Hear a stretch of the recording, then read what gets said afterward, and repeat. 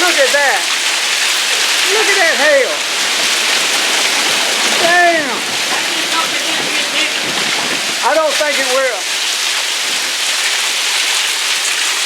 Goodness sake.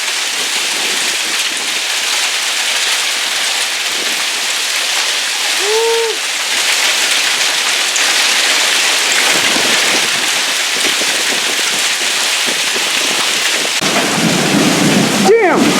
Jim, I just wish you'd look at that. Look at that. I'm looking. I wouldn't want to be on the road right now. Damn it, Andrew. Hang higher. Woo. Stop.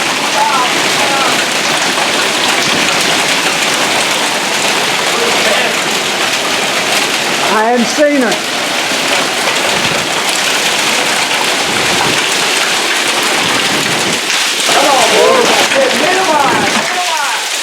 Minimize. It's slowing down. It needs to stop.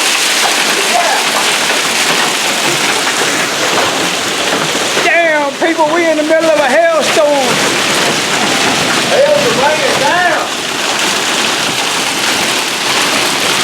Come on, baby. Look at it piled up. Yeah, there it goes. Woo!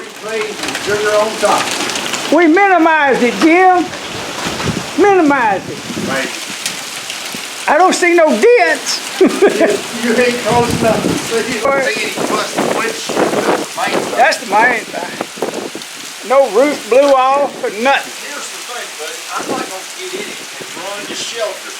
When it had sitting there with full coverage insurance, Yeah. wouldn't have paid a dime on that hail damage because the car ain't working. Now it's just sitting there with liability insurance and it's like. And it's like just 200 and something a year, ain't it? It's like, hey man, you can't beat it.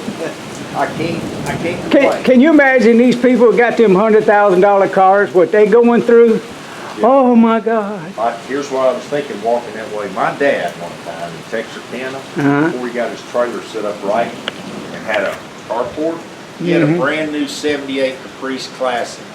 And he told me, he said, son, I watched it do $2,500 damage in 20 seconds. That's what he told me. In 20 seconds. That's how long he said it took. Well, look, that didn't take long to, when it reached the real high peak. Yeah. And if it would have been as big as, a silver dollar or something, it would have tore them up. Oh, yeah.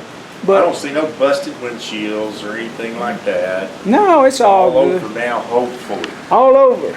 Everything went across the highway west of us.